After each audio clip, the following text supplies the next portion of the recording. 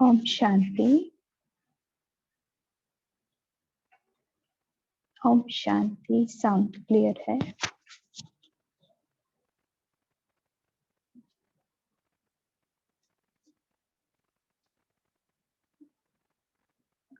ओम शांति।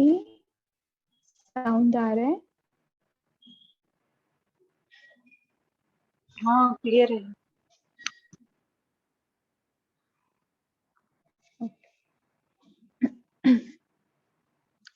तो आज बाबा के 21 मई 1970 बाबा के अव्यक्त महावाक्य, भिन्नता को मिटाने की युक्ति।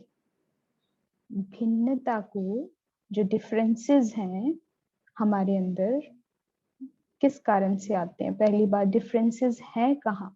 बाबा कह रहे हैं कि भिन्नता को मिटाने की युक्ति, क्या ऐसी ट्रिक्स हैं जिससे हमारे अंदर जो डिफरेंसेस पैदा होते हैं वो कैसे हमारे अंदर से इरेज हो जाएं, फिनिश हो जाएं। उसके आज बाबा ट्रिक्स बताएंगे। पहली बात तो, भिन्नता आती कहाँ है? फिजिकल लेवल पर, इस बॉडी लेवल पर, है ना। हम अपने आप को जब बॉडी कॉन्शियस होते हैं, अपने आप को शरीर समझते हैं, तब हमारे अंदर भिन्नता आनी शुरू होती है। हमारे देखने का जो नजरिया है, जो मैंपन आता है, मैं और मेरा, जो डिफरेंसेस लाता है आपस में सोल्स के, वो कारण क्या है? Body consciousness. क्योंकि सोल लेवल पर जब हम बात करते हैं तो सिमेट्री है, एक समान है, यूनिटी है, हार्मनी है, इक्वालिटी है। किस कारण से है? क्योंकि हमारे जो 7 वर्च्यूज हैं, जो पावर्स हैं, स्पिरिचुअल पावर है, वो सिमिलर है सब, है ना। लेकिन वो पुरुषार्थ के अनुसार, बाबा कहते हैं नंबरवार पुरुषार्थ अनुसार, यथा शक्ति यथा योग्य है इक्वालिटी, सब कुछ सेम है, लेकिन हमने लॉस्ट कर दिए, खो दिए हैं इस दुनिया में, इस जगत में आकर। और कारण क्या बना उन स्पिरिचुअल पावर को खोने का? Body consciousness. जो डिफरेंसेस हैं, जो जड़ है, उसको सत्य मान बैठे। तो बाबा कहते हैं कि ये भिन्नता, पहली भिन्नता क्या है? कि मैं आत्मा नहीं, शरीर। कौन सा शरीर? फीमेल का है, मेल का है, फिर उसमें भी कलर, इस कलर को देख के उसमें चेंजेस, भिन्नता आ जाती है। और फिर लेबल्स चेंज होते गए। एजुकेशनली, जो मटेरियलिस्टिक वर्ल्ड है, धन है, वेल्थ है आपके पास, उन सारी चीजों से क्या है? भिन्नता आती चली गई। और वो सारे किस लेवल पर है? सब जड़ है, सब विनाशी है, लेकिन है वैरायटी। लेकिन जो अविनाशी है, जो पावरफुल है, वो क्या है? सोल है। और सोल की गुण है, शक्तियां हैं, जो सिमिलर है हम सब में। जब उस भाव में टिकते हैं तो इक्वालिटी आती है, सिमिलैरिटी आती है।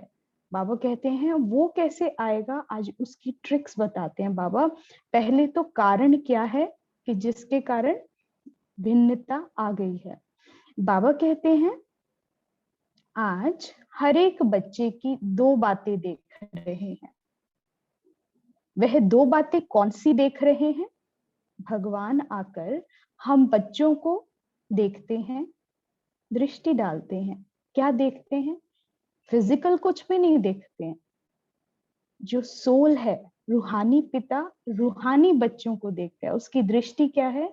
बच्चों की रूहानियत है, उनकी शक्तियां हैं, उनके गुण हैं, उसको बाबा देखते हैं। फिर बाबा कहते हैं बाप दादा के देखने को भी देख रहे हो। बाबा सम्मुख बैठे, सामने साकार में आए, दृष्टि दे रहे हैं बच्चों को।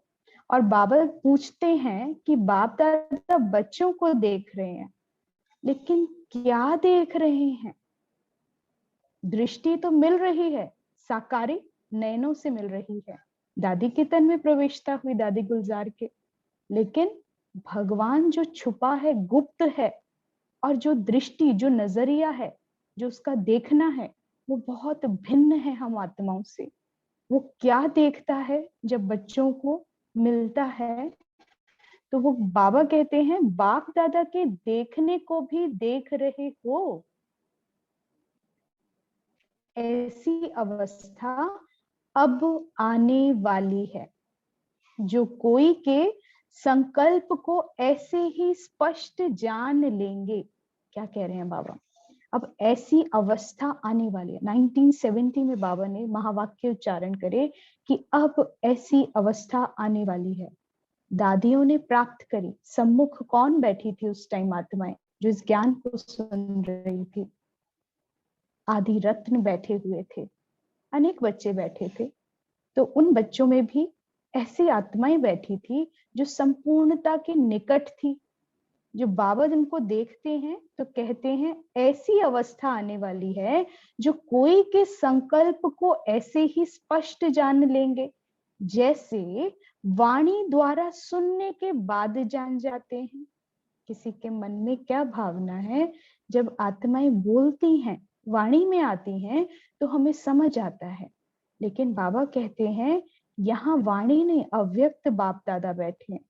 बाबा जब मुरली चलाते हैं तो इतनी आत्माएं हॉल में बैठी होती थी, एक एक के संकल्प, भिन्न भिन्न संकल्प, और हर बच्चा मुरली सुनकर क्या कहता? आज बाबा ने मेरे लिए बोला है। वैरायटी संकल्प बाबा के सामने है, अदृश्य है, आवाज नहीं है, केवल संकल्प, वाइब्रेशन, फ्रीक्वेंसी है, और बाबा उसको कैच करता है। हजारों होंगे, लाखों होंगे, जितनी सभा। और बाबा कहते हैं मैं तो इस टीवी से भी परे दूसरे टीवी में से देख रहा हूँ, जो विदेश में बैठे हैं, जो सम्मुख नहीं है, दूर तक बैठे हैं, और जो अभी आए नहीं हैं, यानी हम जैसे बच्चे जो समय पैदा भी नहीं हुए थे, लेकिन उनका पार्ट था इस यज्ञ में आने का। तो बाबा ने कहा मैं उनको भी देख रहा हूं जो अभी आए नहीं, आने वाले हैं। और सबके संकल्पों को जानना, जानी जाननहार कौन है? स्वयं भगवान है। उनको कैच करना और फिर उत्तर देना बच्चों के अकॉर्डिंग, जिसको जो चाहिए। तो आज भी हम जब महावाक्य पढ़ते हैं तो क्या फीलिंग आती है कि बाबा ने ये महावाक्य कभी फील होता है कि किसके लिए उच्चारे? हर बच्चा कहता है मेरे लिए बोल रहा है बाबा। तो बाबा कहते हैं जो कोई के संकल्प को, अब ये अवस्था बच्चों की आने वाली है, बाप तो है ही, जानता ही है। तो बाबा कहते हैं ऐसे ही स्पष्ट जान लेंगे जैसे वाणी द्वारा सुनने के बाद जान जाते हैं। मास्टर जानी जाननहार, यह डिग्री भी यथा योग्य, यथा शक्तिशाली को प्राप्त होती है जरूर। अंडरलाइन, क्या कहा बाबा ने? मास्टर जानी जाननहार डिग्री है। और कहां से मिल रही है डिग्री? जानी जाननहार शिव बाबा। और बाबा कहते हैं बाबा कैसे कैच करते हैं, कैसे जानते हैं? क्यों? क्रिएटर है ड्रामा का, डायरेक्टर है। बाबा कई महावाक्यों में, पिछले महावाक्यों में भी कहा कि बच्चे संकल्प भी नहीं करते, उससे पहले बाप के पास संकल्प आ जाता है।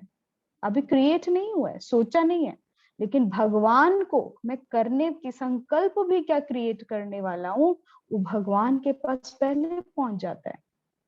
ये बाबा कहते हैं। बाबा कहते हैं कई खत बच्चे लिखते हैं, लेटर्स लिखते हैं, जब वो लिख रहे होते हैं तब वो लेटर्स पहले मेरे पास पहुंच जाती है। सबमिट बाद में करते हैं माउंट आबू में जाके, बाबा के सम्मुख बाद में रखते हैं, लेकिन लेटर्स बाबा के पास पहले पहुंच जाते हैं। यानी लेटर्स मतलब स्थूल लेटर नहीं, संकल्प जो बच्चे रच रहे हैं वो भगवान के पास पहले पहुंच जाता है। तो बाबा कहते हैं मास्टर जानी जाननहार, यह डिग्री भी यथा योग्य, यथा शक्तिशाली को प्राप्त होती है। थॉट रीडर्स कहते हैं ना दुनिया में, मन के भावों को जो जान लेता है। और कौन जान पाता है? भगवान कैसे जान लेता है? एक ही चीज पर फोकस्ड है वो, एक ही संकल्प पर एकाग्र हो जाता है। और जो एक संकल्प पर एकाग्र हो जाता है तो विश्व में उठने वाली जितनी लहरें हैं, जो भी कुछ होने वाला है, जिसे हम इंट्यूशंस कह देते हैं, तो वो पावर्स हमें पहले ही मिल जाते हैं। हमें पता चल जाता है कि कौन क्या करने वाला है, क्या होने वाला है, क्या घटनाएं घटने वाली हैं। बाबा ने कहा वो अवस्था तुम्हें प्राप्त होने वाली है। क्यों? जितना संकल्पों को कंट्रोल करोगे, बीज रूप में टिकोगे, उतनी पावर्स बढ़ जाएंगी, यानी उतनी जानी जाननहार क्या होने वाला है समझ जाएंगे, स्पष्ट हो जाएंगे। जैसे एग्जाम्पल देते हैं ना राजयोग में, कि सूर्य की पूरी किरणें जब फोकस होती है लेंस पे, तब कागज चलता है। तो ये बात किसकी है? जानी जाननहार मतलब जो संकल्पों पर एकाग्र होगा। जब एकाग्रता जिस पर होती है, स्थिरता आती है, स्टेबिलिटी ऑफ थॉट्स होता है, तब उस टाइम पर पावर, एनर्जी क्रिएट होती है, और वो इतनी इफेक्टिव, इतनी पावरफुल होती है कि जो संकल्प जिस पर स्थिर है वो फिर अपना कार्य करता है। तो बाबा कहते हैं, तो आज क्या देख रहे हैं? हर एक पुरुषार्थी के पुरुषार्थ में अभी तक मार्जिन क्या रही हुई है? अब बाबा कहते हैं मार्जिन वर्ड यूज कर रहे हैं। एक तो उस मार्जिन को देख रहे हैं, दूसरा हर एक की माइट को देख रहे हैं। मार्जिन कितनी है और माइट कितनी है, दोनों का एक दो से संबंध है।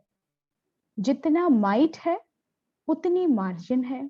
तो माइट और मार्जिन दोनों ही हर एक पुरुषार्थी की देख रहे हैं। यहाँ पुरुषार्थ चल रहा है, एक बाउंड्री है, एक आउटलाइन है, एक स्पेस है, एक लिमिट है।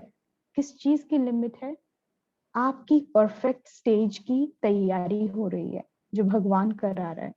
कौन सी दृष्टि से देखता है आपको? इस स्थूल को नहीं देखता है, लेकिन हर आत्मा की एक परफेक्ट स्टेज है, जो पिछले महावाक्यों में बाबा ने कहा, उस संपूर्णता की स्टेज को हर एक की नंबरवार पुरुषार्थ अनुसार है।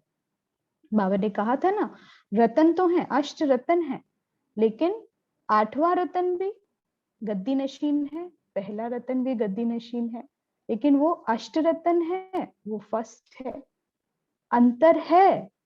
क्यों अंतर है और क्या अंतर है? हर एक की अपनी संपूर्ण स्टेज है, जिसकी जितनी कैपेसिटी है ना, जैसे 2 किलो का स्टोरेज बैग होगा और 5 किलो का है, 10 किलो का है, तीनों अपने आप में संपूर्ण है, उसमें 2 से ऊपर नहीं आ सकता। उसकी क्षमता कितनी है, उसकी संपूर्ण स्टेज क्या है? 2 किलो है, उसकी 5 है, उसकी 10 है, लेकिन अंतर है ना तीनों में। तो ऐसे ही बाबा कहता है हर सोल की एक परफेक्ट स्टेज है, अपनी है। तो बाबा कहते हैं उसकी एक अपनी आउटलाइन, उसकी स्पेस है, उसका मार्जिन है।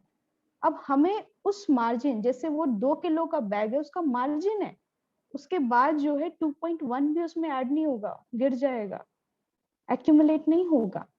ऐसे ही हमारी जो संपूर्णता की, हमारी जो स्किल्स, हमारी क्वालिटीज हैं, जिसे बाबा क्या कहते हैं, देवताओं की जो क्वालिटीज है, वो हर आत्मा की एक अपनी क्वालिटी है। जब उस संपूर्ण स्टेज को हम टच कर जाते हैं, वो इस बॉडी से निकल जाओगे और संपूर्ण फरिश्ता कहलाओगे, अव्यक्त स्थिति होगी, जैसे ब्रह्मा बाप ने अपने आप को संपूर्ण किया।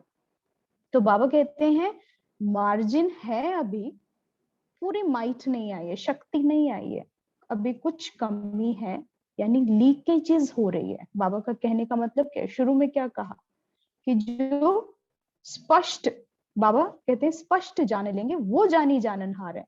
यानी अभी कुछ अस्पष्ट है। मार्जिन में क्या है? क्लैरिटी नहीं है, अभी प्योर नहीं हुए हैं थॉट्स, क्लियर नहीं हुए हैं, क्लिंस नहीं हुए हैं।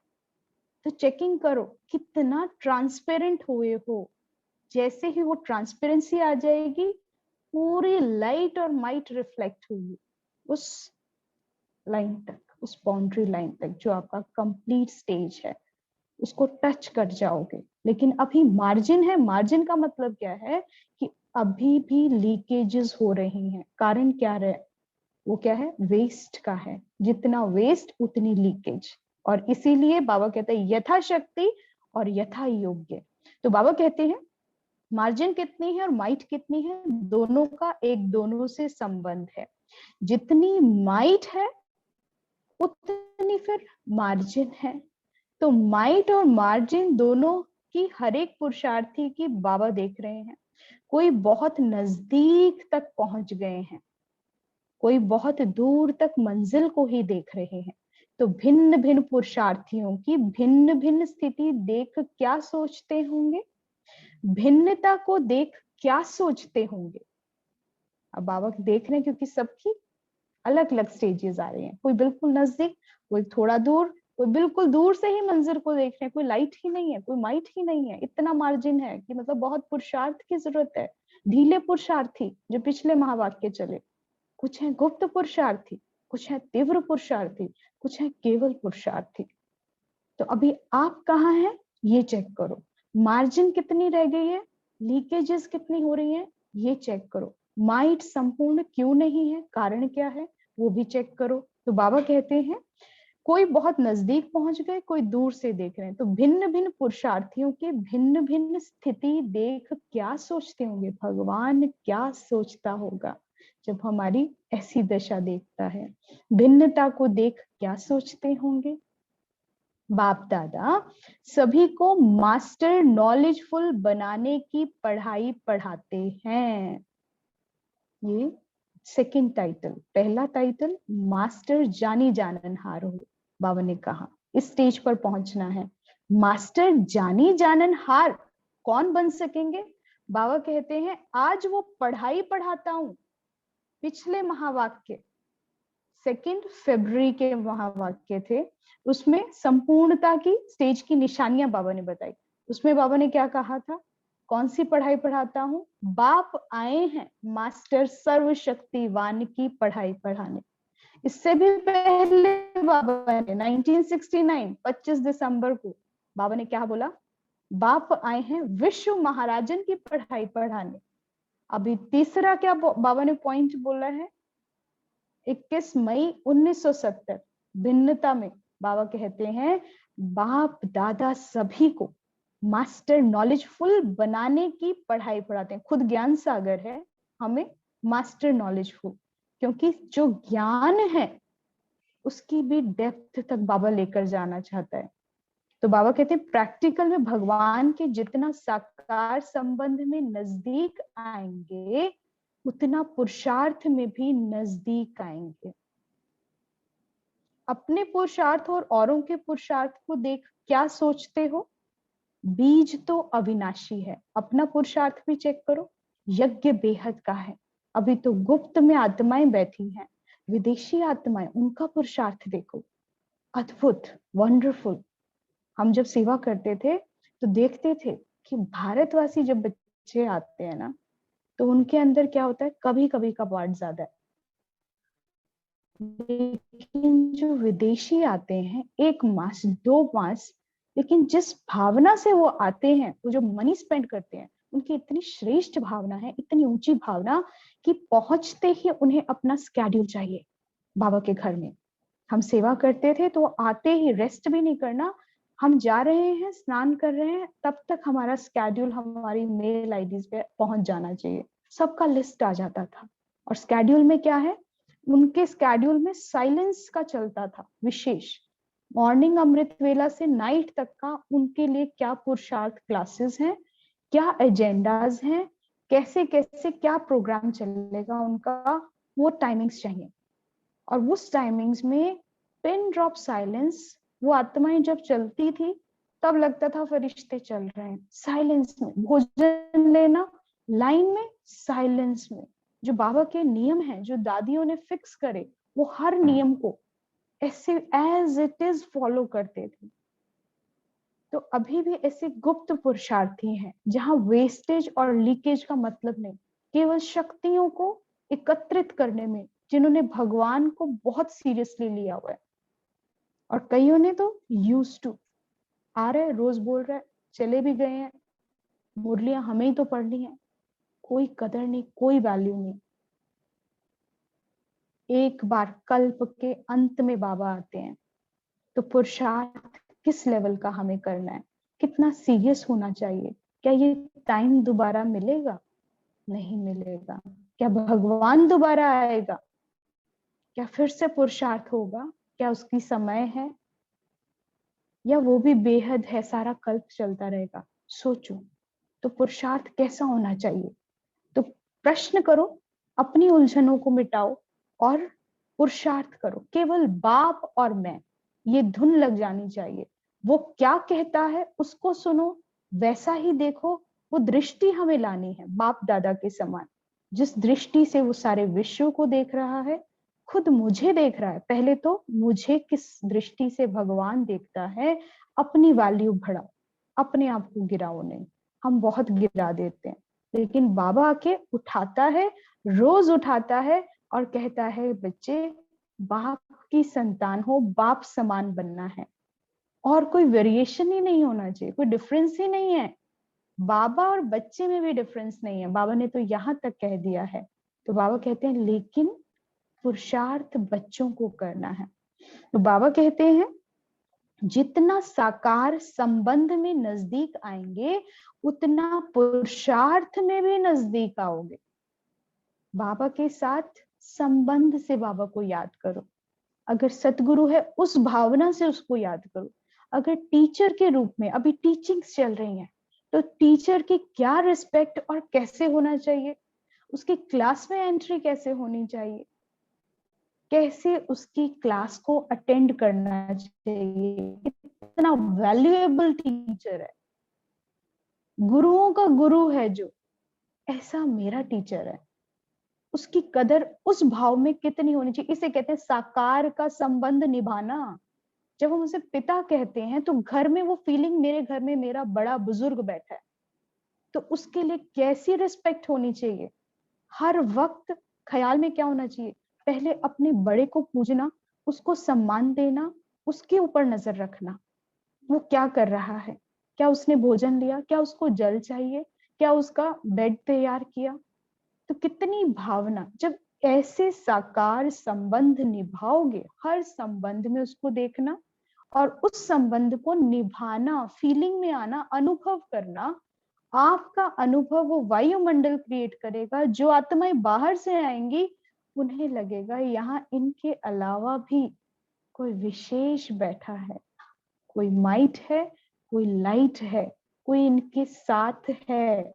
आप चलेंगे तो आपके साथ अनुभव होगा। वो अपने पिता के साथ वॉक करके देखना, उस संबंध को निभाना, अकेले नहीं, जिस भी संबंध में, और अनुभव वो कराएगा, आत्माओं के द्वारा सर्टिफिकेट मिलेगा। आप अकेले वॉक नहीं कर रहे थे, आपके साथ कोई था, अनुभव होता है। लेकिन वो डीप फीलिंग, उस अनुभूति के साथ कार्य करना, योग में बैठते हो बाबा के साथ, तो वो कनेक्शन केवल खुद तक नहीं, आवाहन नहीं, स्पष्ट relation, neat and clear relationship बाबा के साथ।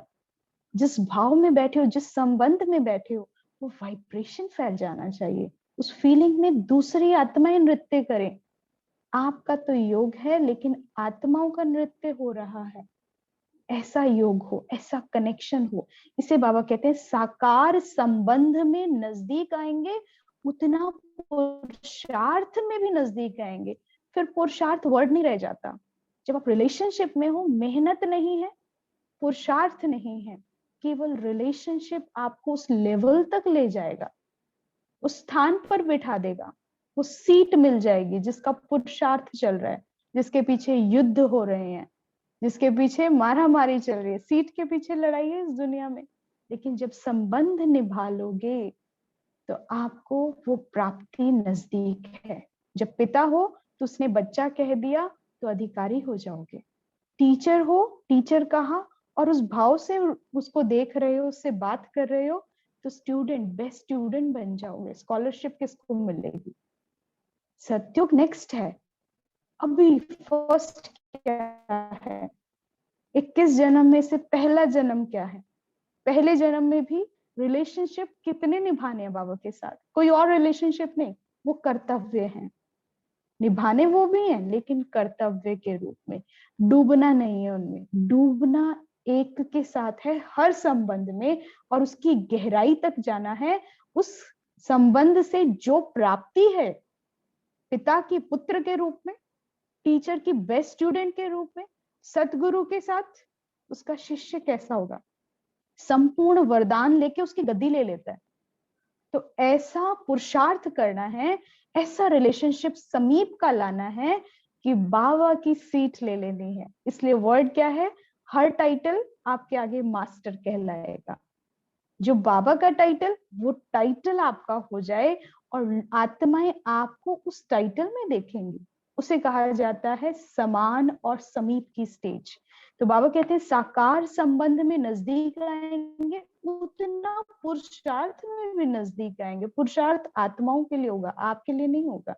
वो देखेंगे इनका पुरुषार्थ है, वो आपके व्यक्तित्व में झलकेगा कि ये आत्मा इस लेवल की पुरुषार्थी है। उसको एक्सप्लेनेशन नहीं चाहिए कि इनका अमृत वेला कैसा है, इनके अंदर में क्या चलता है, ये क्या सोचते हैं। उनकी पर्सनालिटी ऐसी हो जाएगी बाप समान, वो प्रत्यक्ष करेगी कि ये किस लेवल के पुरुषार्थी हैं। तो बाबा कहते हैं अपने पुरुषार्थ और औरों के पुरुषार्थ को देख फिर सोचते क्या हो। बीज तो अविनाशी है, अविनाशी बीज को संग का जल देना है, तो फिर फल निकल आएगा। तो अब फल स्वरूप दिखाना है। तो आपको फल बता दिया ना, संबंध कुछ भी, बीज मतलब संकल्प। आत्मा किस भाव में बैठी है, वो अविनाशी संकल्प, आत्मिक भाव में बैठकर जो संकल्प पर एकाग्र हो रहे हो, उस संकल्प का अपना फल है। जिस रिलेशन में, और संग बाबा कह रहा है, या तो इसे सत्य का संग कह दो, अभी जो श्रीमत सुन रहे हो ये संग है बाबा का। जब योग करते हो तो याद उसके साथ की है, तो जब उस एक के साथ बैठते हैं, उसकी याद का, उसके संग का जल उस संकल्प को मिलता है, उस बीज को मिलता है, उस अविनाशी बीज को, तो उसका फल डेफिनेटली आएगा। और वो रिजल्ट क्या है, जो भी रिलेशनशिप्स में बताए, आपकी पर्सनालिटी, आपकी रूहानियत वो प्रत्यक्ष होगी। तो बाबा कहते हैं वृक्ष से मेहनत फल के लिए करते हैं ना, तो जो ज्ञान की परवरिश ली है उनकी रिजल्ट फल स्वरूप बनना है।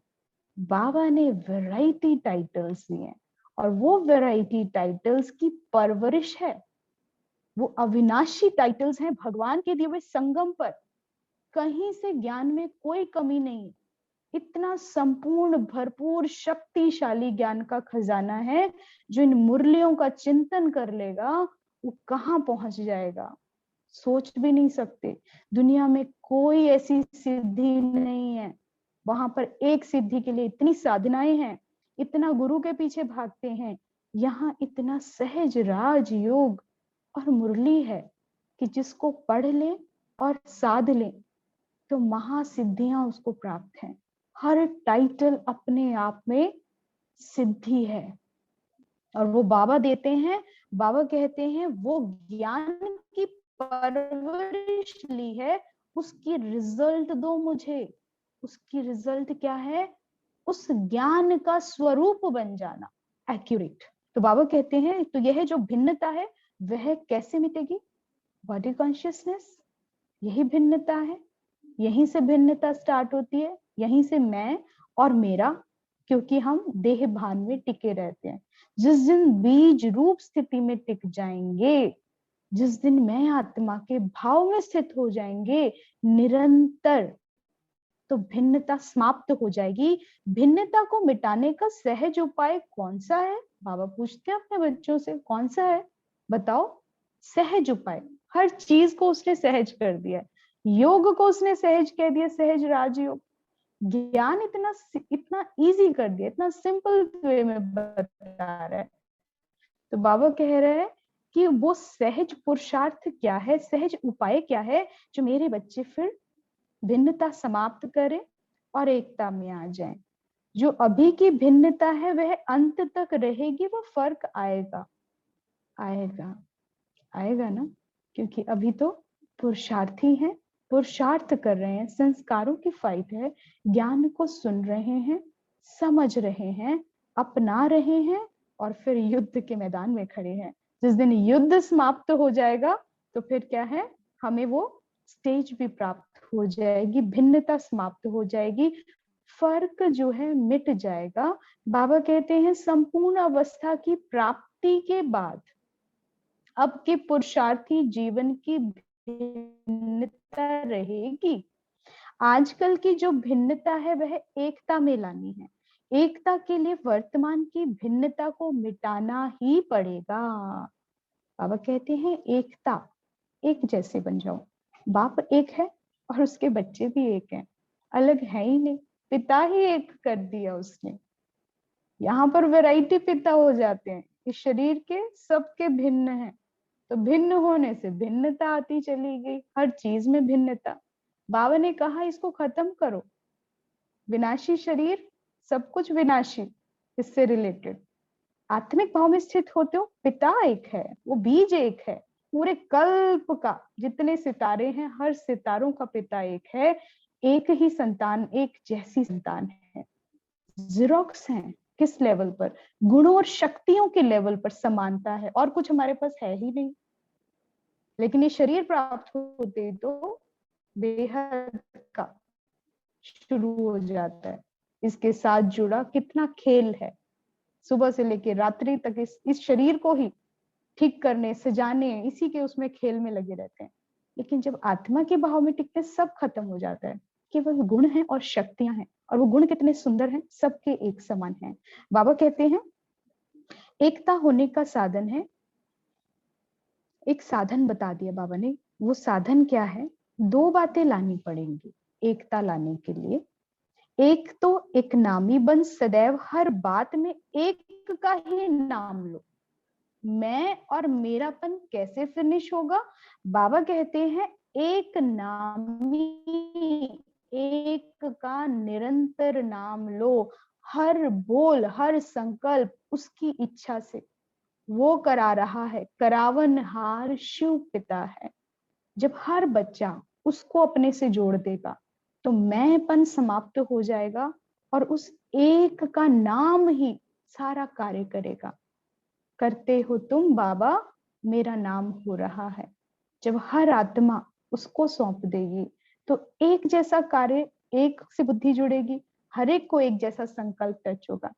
ब्रह्मा बाबा थे ना, बच्चियों को योग बिठाते थे और वतन में भेजते थे, और जब जिसका समान योग होता था, अगर 5 कन्याओं में से 3 का सेम मैसेज आया है तो उस मैसेज को माना जाता था। जिसका भिन्न होता था उसका स्वीकार नहीं होता था। क्यों? क्योंकि बाबा कहते थे वो एक के साथ जो जुड़ेगा एक सा मैसेज लाएगा, क्योंकि वो एक है ना, एक ही बुद्धि को एक जैसा टच करेगा। तो बाबा कहते हैं एक नामी और इकोनॉमी वाले बनना है। एक का नाम लो और इकोनॉमी वाले बनो। इकोनॉमी कौन सी? किस चीज की इकोनॉमी? आत्मा के लेवल पर किस चीज की इकोनॉमी होगी? भारत की इकोनॉमी कैसे लाते हो, कैसे बढ़ानी होती है? वेस्ट को जब बंद कर देते हैं और बाकी सारे कार्य में लगाते हैं, क्रिएशन में जब लगाने लगते हैं तो इकोनॉमी डेवलप होती है वहीं से। बाबा भी यही कहते हैं। 3 चीजें बाबा ने बताई हैं। पहला बताया संकल्पों की भी इकोनॉमी चाहिए। संकल्पों की जब सेविंग करोगे, बचत करोगे, वेस्ट फिनिश कर दोगे, तो बाबा कहते हैं संकल्प समय। दूसरा है समय। समय बहुत इंपॉर्टेंट है। कौन सा टाइम चल रहा है हमेशा अनुभव करो। संकल्प से सृष्टि के उस व्हील पर पहुंच जाओ, कल्प के टॉप पर, संगम पर आप खड़े हो। संगम से पूरा कल्प देखो। कंप्लीट कर कर मैं आत्मा कहाँ पहुंच गई हूँ, किसके साथ हूँ इस युग में, संगम युग पर। चक्र लगा कर आओ, पूरे चक्र को देखो। टाइम कहाँ है? युग परिवर्तन की वेला है, ट्रांसफर होना है। उसके लिए ट्रांसफॉर्मेशन, चेंज चाहिए। तो इतनी टॉप पर बैठकर टाइम आने को है, टाइम बचा ही नहीं है, संगम भी गया, कितना कम टाइम रह गया है। तो बाबा कहते हैं इकोनॉमी, समय और संकल्प की सेविंग। समय कम है, संकल्प तो कितना सेव करना पड़ेगा, कितना।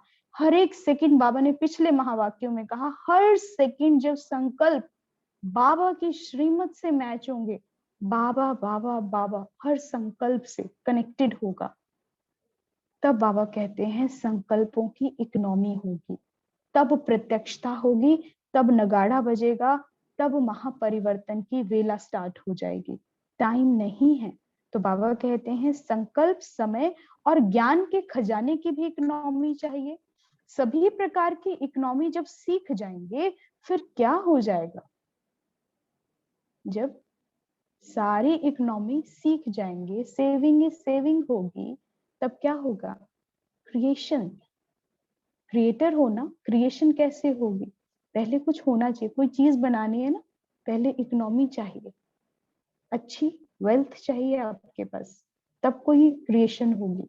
यहाँ स्थूल की वेल्थ नहीं है, यहाँ संकल्प, समय सबसे बड़ा खजाना, और ज्ञान का धन। ये तीनों धन है, समय, संकल्प और ज्ञान। बाबा कहते हैं तीनों की इकोनॉमी, इसकी कलेक्शन कर लो, तब विश्व की बादशाही, सतयुग के महल डेवलप होंगे, तब क्रिएशन स्टार्ट होगी, इन्वेंशन स्टार्ट होगी। तो बाबा कहते हैं फिर मैं समाकर, फिर क्या होगा? फिर मैं समाकर एक बाप में सभी भिन्नता समा जाएगी, सब समा जाएगा, एक में स्थित हो जाओगे, हर आत्मा स्थित हो जाएगी। एक में समाने की शक्ति चाहिए। भिन्न भिन्न आत्माएं, भिन्न भिन्न संस्कार, कितना सब कुछ भिन्न भिन्न है एक में, पर वो एक कितना पावरफुल है, सागर है, शक्तियों का सागर है, ज्ञान का सागर है, हर चीज का सागर है, गुणों और शक्तियों का। तो बाबा कहते हैं ये सारी भिन्नता, संपूर्ण विश्व की आत्माओं की भिन्नता किसमें समा सकती है?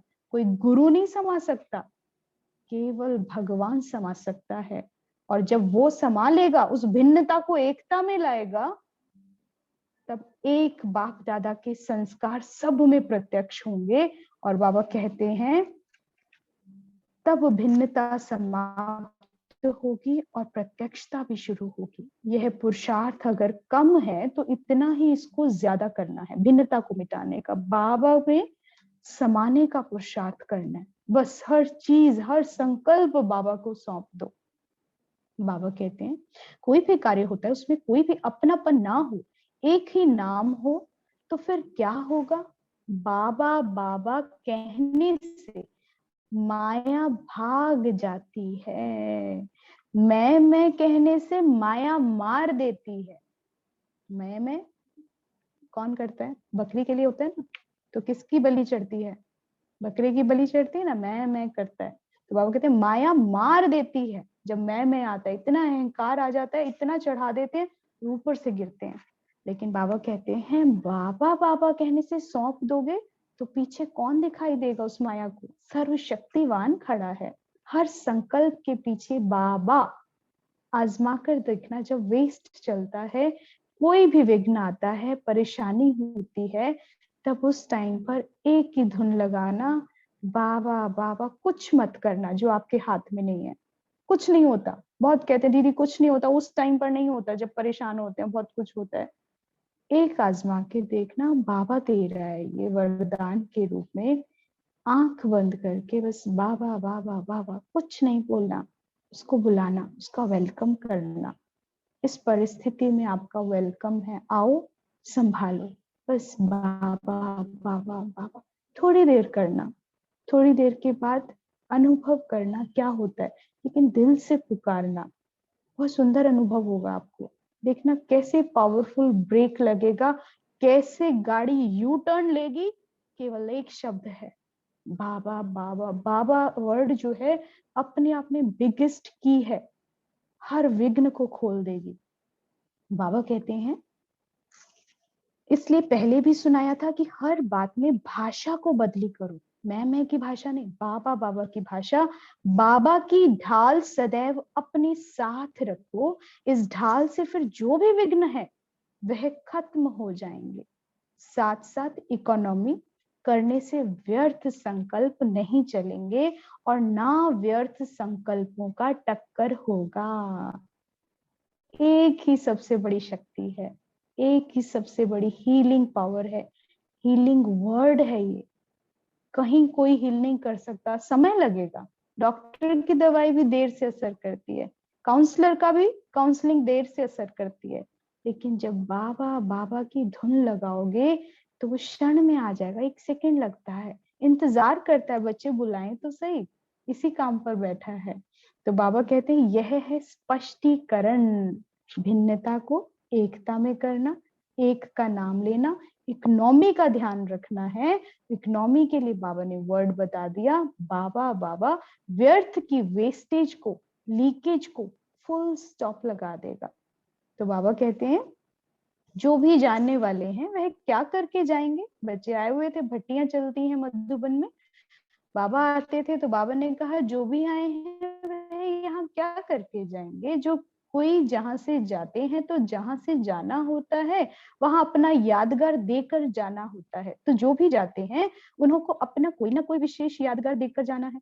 जाते हैं ना, ये सौगात की लेन देन, मधुबन जाते हैं, बाबा के घर से क्या लेकर आते हो, वहां से क्या यादगार लेकर आते हो, और क्या यादगार छोड़कर आते हो, है ना। हम तो अपने मन के भाव छोड़कर आते हैं, लेटर्स छोड़कर आते हैं, लेकिन लेकर क्या आते हैं बाबा के घर से, सौगात मिलती है। सौगात की लेन देन हमेशा फिर आकर सबको दिखाते हैं, बाबा के घर से मिली है, बाबा ने दी है।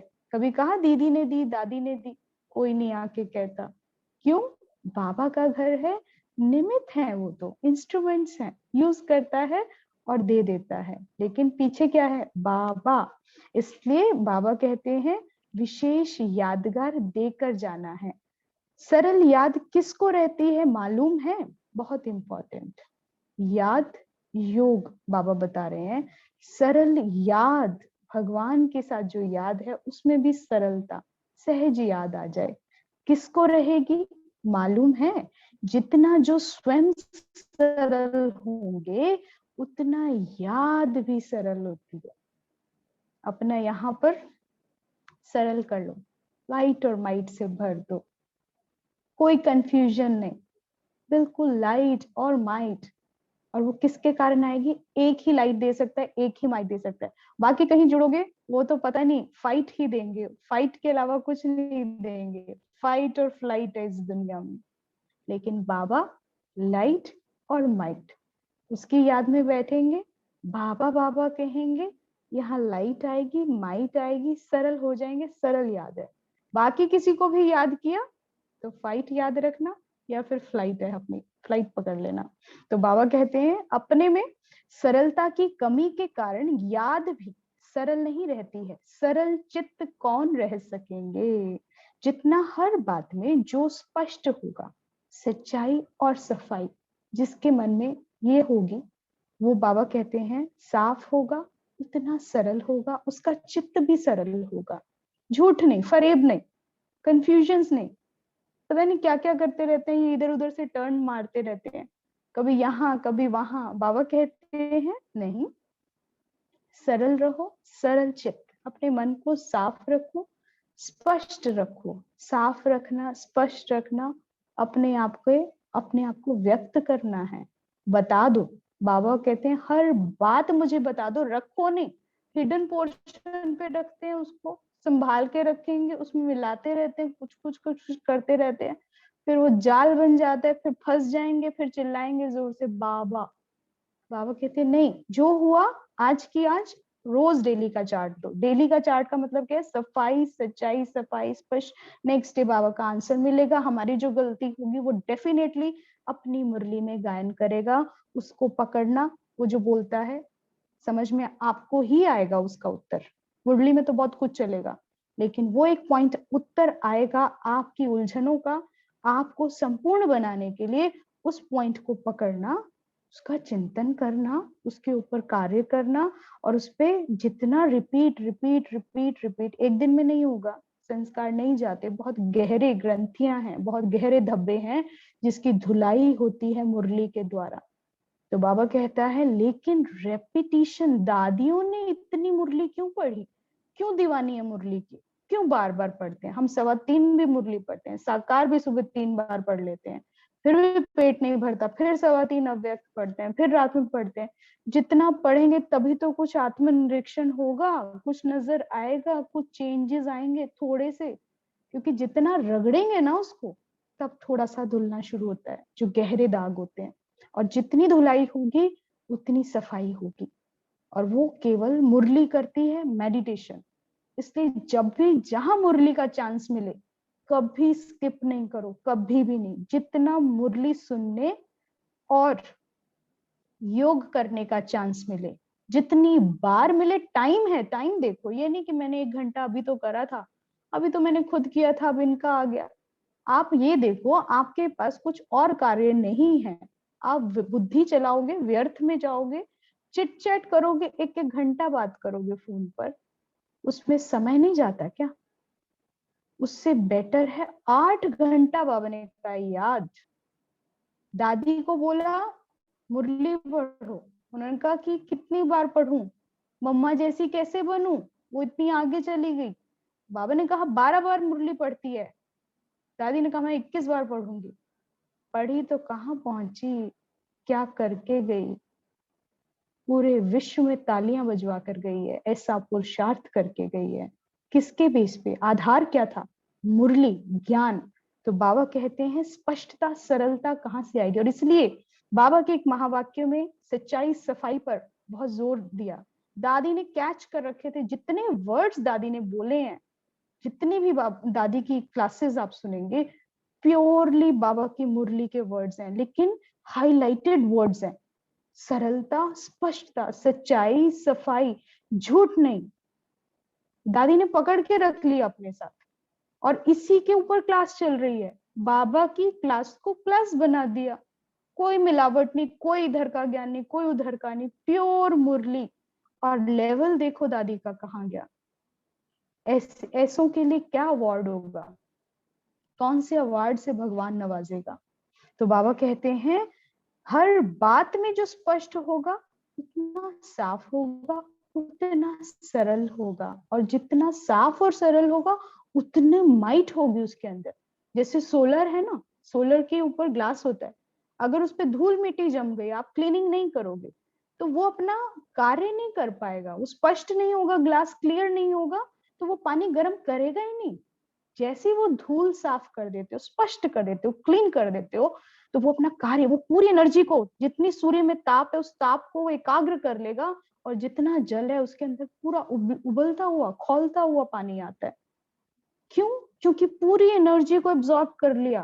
तो जितना मेरे यहाँ थॉट्स क्लियर होंगे, और एक थॉट होगा मेरा बाबा, तो उस मेरा बाबा में जो पावर, जो लाइट और माइट है ना, उसको पूरा कैच कर लोगे, और जितना कैच करोगे उतना विश्व को दे सकते हो। और विश्व महाराजन की पर्सनालिटी क्या है, कैसे होंगे सत्युग के महाराज? सूर्यवंशी, नंबर 1 अष्टरत्न, ब्रह्मा कैसा, मम्मा कैसी, यहाँ का पुरुषार्थ देखो, वहां प्राप्ति देखना कैसी होगी, कितनी लाइट है उसके अंदर, कितनी माइट है।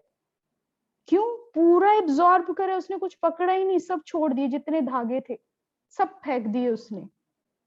इतना साक्षी दृष्टा था, सिर्फ एक को एकाग्र करा कि भगवान उतर गया उसके अंदर, और उतरा, फिर पुरुषार्थ किया, और फिर उसके समान वो व्यक्त स्थिति प्राप्त करी। पिछले 52 सालों से बाबा पुरुषार्थ कर रहा है। क्या पुरुषार्थ कर रहा है? व्यक्त वतन में केवल सेवाएं कर रहा है, आज भी हमारे साथ। इतनी लाइट माइट है। तो ऐसा पुरुषार्थ कब होगा? जब स्पष्ट होंगे, प्योर थॉट्स होंगे। बाबा कहते हैं जितना सरल होगा उतना सरल याद भी होगी, और दूसरों को भी सरल पुरुषार्थी बना सकेंगे। जो जैसा स्वयं होता है वैसे ही उनकी रचना में भी संस्कार होते हैं। तो हर एक को अपना विशेष यादगार देकर जाना है, अपनी जीरोक्स तैयार करनी है। रचना मतलब आप जैसे हैं, आपके साथ रहने वाले आप जैसे बन जाए, सिंपल। वो वैसा ही पुरुषार्थ करेंगे और वो करवा देंगे अपने जैसा, क्योंकि मिलावट नहीं है, स्पष्ट है, क्लियर है। जो रेज उसने ली वो रिफ्लेक्ट करेगा। तो ऐसा मिरर, भगवान का दर्पण बनो, पूरी रिफ्लेक्शन बाबा की हो। तो जो आगे रचनाएं बैठी हुई हैं, एक एक आपकी जीरोक्स और आप उसकी जीरोक्स, फाइनली सारे शिव बाबा की जीरोक्स तैयार हो जाए। ऐसा पुरुषार्थ करो। अच्छा, ओम शांति शांति। आज का होमवर्क है, चेक करो सरल याद कितनी रहती है, मास्टर नॉलेजफुल कहाँ तक बना हूं, इस पे चेकिंग काम है ये आपका। भिन्नता को एकता में कहाँ तक परिवर्तन किया है, अभी तक भिन्न भिन्न कितने देह के रिलेशनशिप्स में अटका हुआ हूँ, और एक में कितना टिका हूँ। एक भाव में जैसे वो देखता है सबको, वैसे मैं कितना सबको देखता हूँ। इकोनॉमी और इकोनॉमी कहाँ तक सीखी है, चेक करो। इकोनॉमी, समय, संकल्प और ज्ञान के खजाने। स्लोगन है आज का स्वमान। Next slide. स्वमान बाबा बाबा की ढाल से संकल्पों, समय और ज्ञान के खजाने की इकोनॉमी करने वाले मास्टर नॉलेज फुल आत्मा हूं। स्वमान बाबा, पढ़ो इसको। बाबा बाबा की ढाल से संकल्प, समय और ज्ञान के खजानों की इकोनॉमी करने वाली मास्टर नॉलेज फुल आत्मा हूं। मास्टर जानी जाननहार हूं। जो भी आपको अच्छा लगे वैसा कर सकते हो। अच्छा, ओम शांति शांति शांति। बाबा का गीत लगाओ, बाबा की याद में बैठेंगे।